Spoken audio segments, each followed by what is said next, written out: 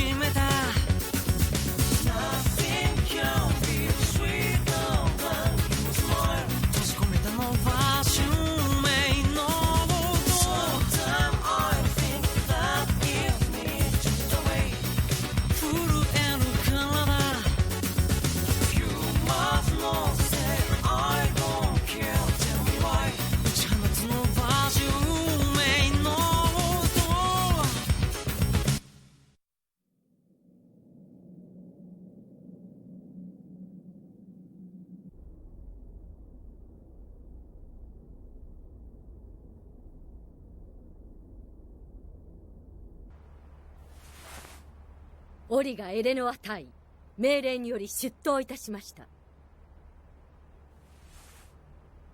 聖母の指輪回収を報告いたします。大尉、これだけのことに8年もかかった理由が聞きたい。君ほどの工作員がなぜもっと早く任務を完了できなかったか。懲罰委員会にかけるべきだとの意見もある。セルゲイ・アレクサンドロビッチの殺傷が禁じられていなければ任務の早期遂行は可能であったと判断します。命令に不満だというつもりか。申し訳ありません。事実のみを報告いたします。セルゲイの息子。その報告はいい。すでにこちらで確認済みだ。問題なのは指輪回収の遅れがアンドレイに交渉人を依頼するという弊害を生んだこと。それは。それでその交渉人はどうなった？列車はおろかハバロフスクに降り立った形跡もありません。現在所在確認に追われている最中であります。どう考える？交渉人の目的はナジェージュダの亡命にあります。彼は間違いなくナジェージュダに接近を試みる。たった一つの真珠のために海の底を探すというのかね。ユーゴは深く潜れる男です。とても深く。なら教えてやりたまえ。ロシアの海が生ぬるくはないということを。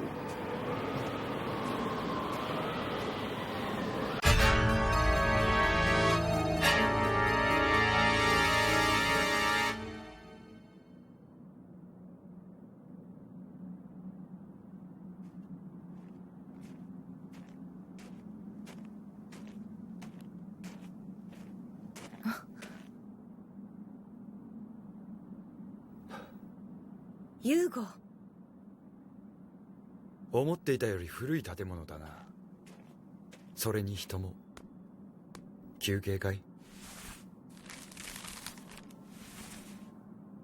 公文書を読んでもお腹がいっぱいにならないでしょ。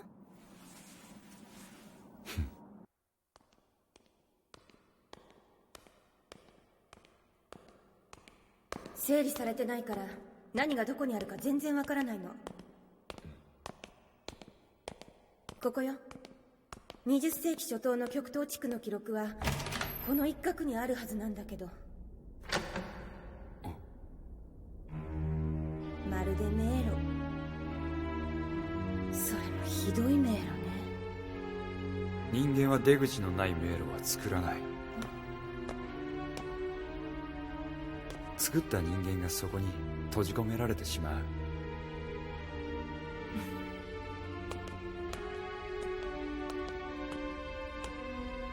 ユーゴ、あなたはロシア人を知らないわ。ロシア人は出口のない迷路を作るのよ。だからロシア人はみんな。リューバ、迷路に出口がなければどうするかわかるかい？見当をつけて壁に穴を開けるんだ。探している書類は過去数年間の間に誰かが読んだはず。誇りのないもの、少ないものを探せばいいのね。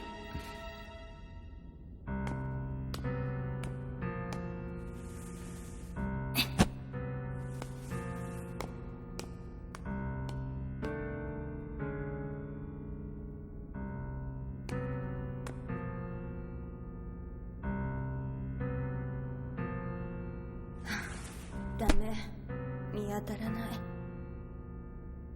そうだわ、ユーゴ、東シベリア会社を商取引の記録から探してるのが間違いなんじゃ。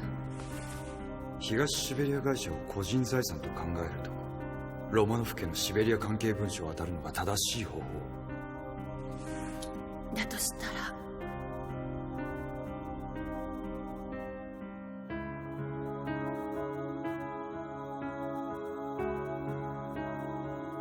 あったわ、見つかったわよ。1919年東シベリア会社関係文書。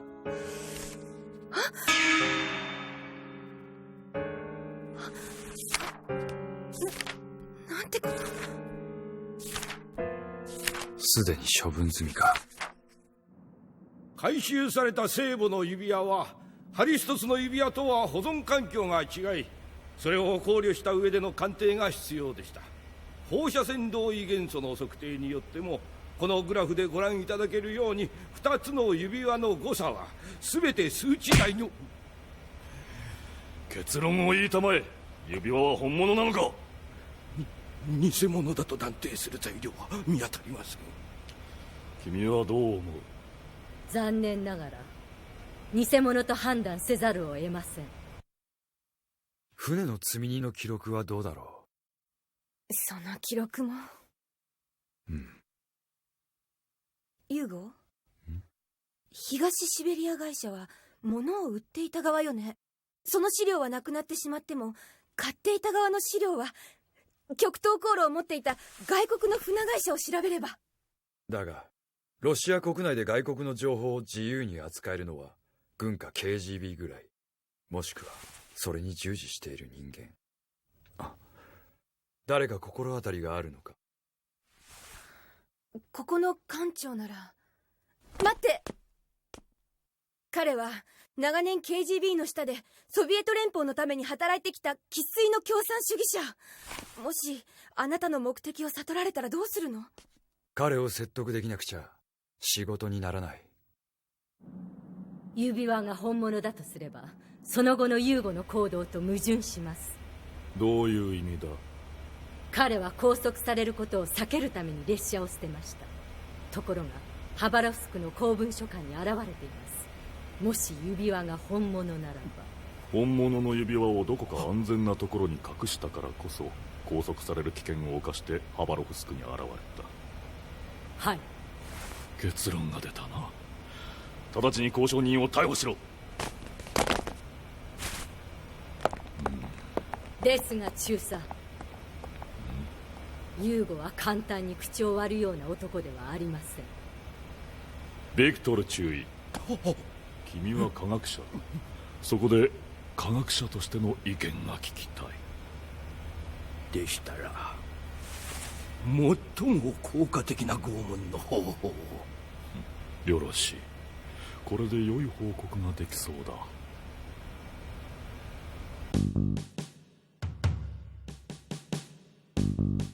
なぜ外国商船の積み荷目録など調べるのかね。外国人がソビエトの遺産を漁るのに協力する気は毛頭ないぞ。本当の目的をお話しします。僕は身寄りのないロシア人少女東園の者が日本に呼び寄せるための許可を得る交渉を依頼されています。亡命代行業者かね。はい。依頼主が肉親への愛情から呼び寄せようとしているのかそうでないのかを見極めなければなりません。それと東シベリア会社の積み荷目録と何の関係があるのかね。黒点は19世紀の中頃までには取り尽くされています。その後の東シベリア会社が何を扱っていたのか。なぜかね。日本へ移住させようとしている12歳の少女が東シベリア会社最後の提督アレクサンドル・フョードルビッチ・ロマノフスキーのひ孫だと称しているからです。彼女にはロマノフスキー家の遺産の正当な相続権があります。だからこそ肉親の愛情を確認したいのです。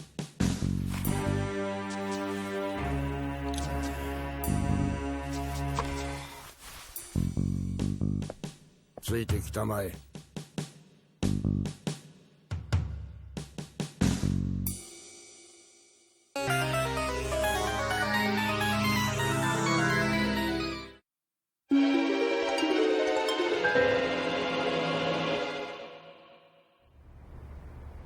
何年の記録が必要かね。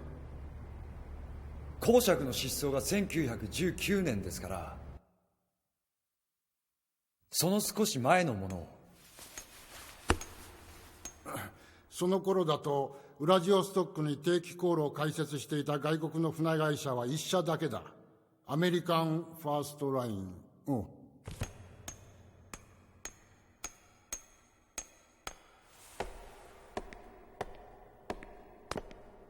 これが当時の記録だが、あっ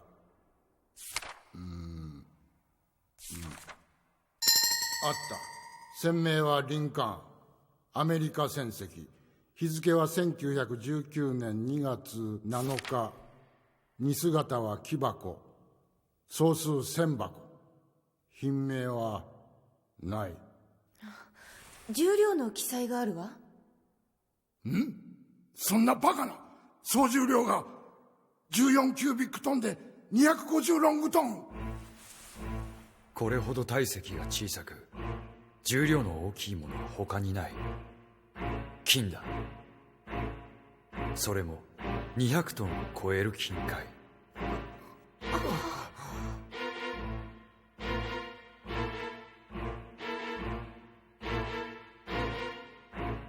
一体公爵はどこにその金塊を積み出したんだ。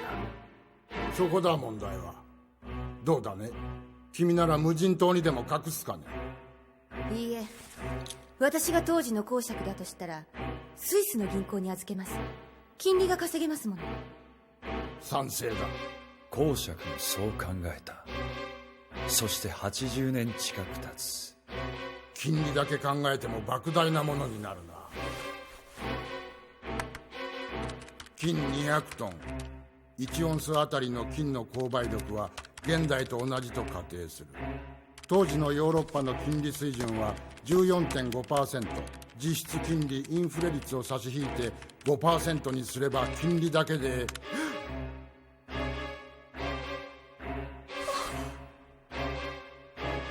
金利だけで2000億ドル。こんな巨額の財宝が少女の背後に。どうやら依頼者はこのことを知っていたようだな。そして他にも。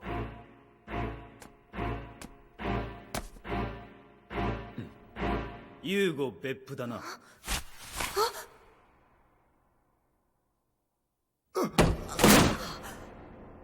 何者だ。答える必要はない。これより君たち3人の身柄を拘束する。何も非合法なことはしていない。そんなことは問題じゃない。ここはロシアだ。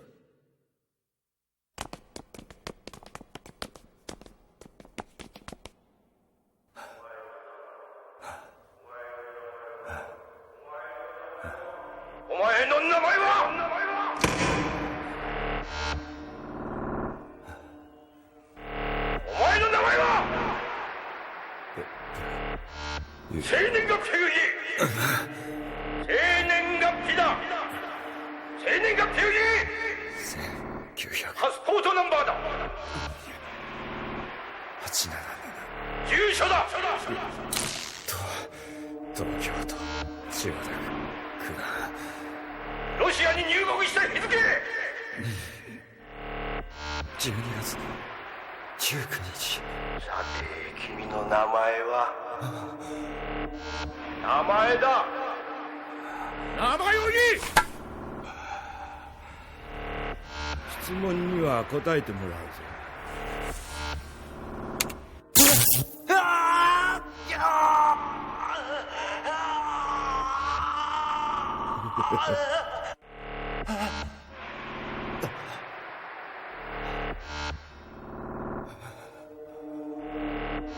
さて君の名前は。さて次は生年月日だ。生年月日だ。忘れ。生年月日を言え。よろしい。ならば思い出させてやろう。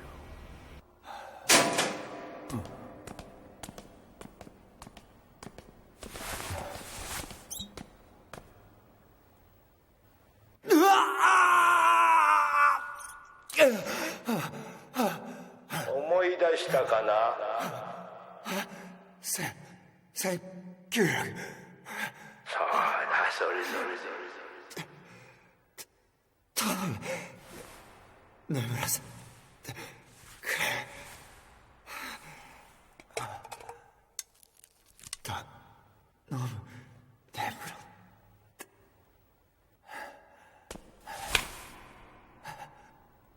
ら。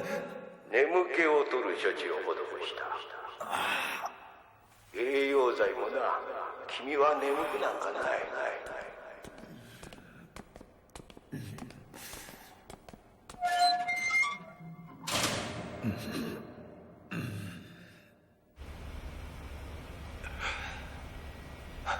どうしたこれぐらいのことで。何人もの人間がもっと長くもっと厳しい尋問に耐え抜いたものだぞ。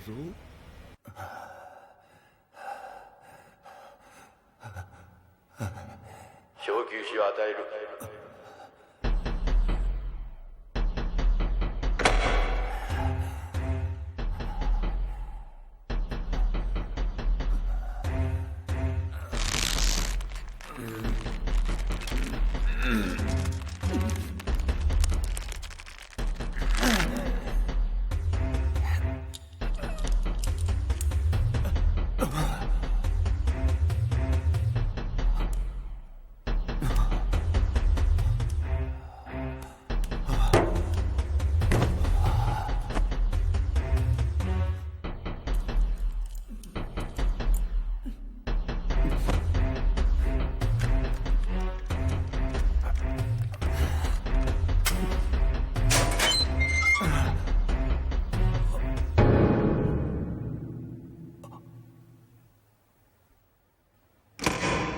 さすがだ、よく開くわけ。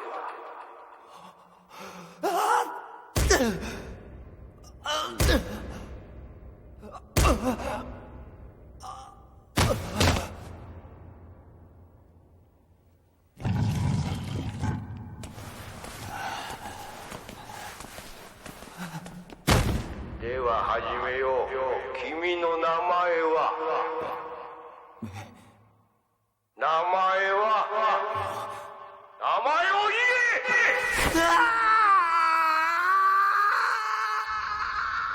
そろそろか。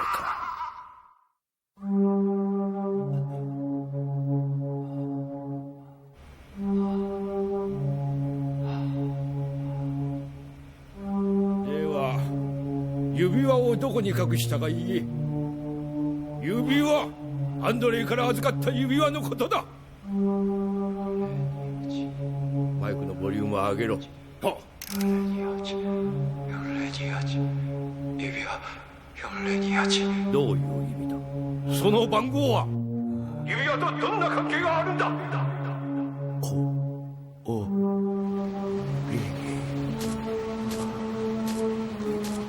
指輪は列車の連結部、氷の中。指輪は列車番号4028、ロシア号の連結部の中の氷の中に隠されていた。間もなく列車はイルクーツクに回送される。これで指輪は無事回収できるわけだ。ユーゴの処分は？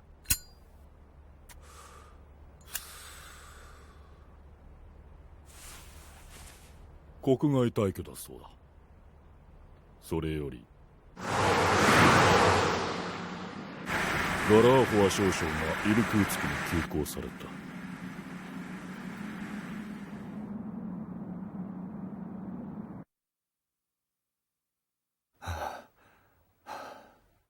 いいか、これがチケットだ。料金はお前の所持金から支払ったぞ。帰れるんですかね。一緒に逮捕した女と同じように病院を送った方が。こいつを飛行機に乗せるのが我々の任務だ。判断するのは我々ではない。でしたらもう一度本部に指示を仰いでみたらどうです？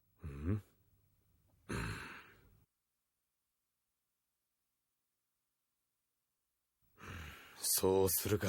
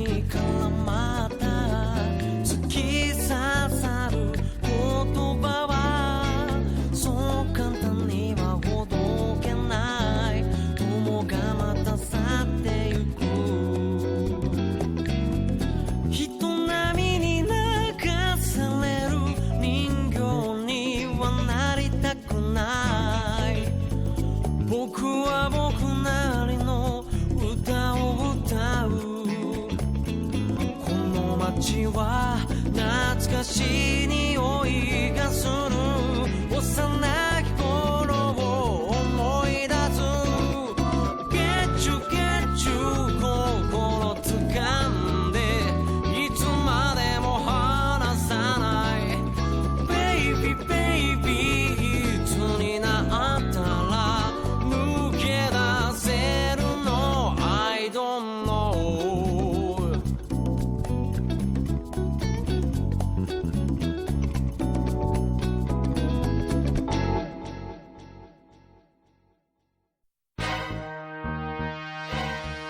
傷つきながらも脱出したユーゴは拷問の上病院に送られたリュウバと再会した。意を決したユーゴは本当の交渉相手がいる地へと向かう。そのためには零下40度にも達する極寒のアムール川を一晩中歩き続けるしかなかった。次回ユーゴ交渉人セカンドネゴシエーション第4話マロース。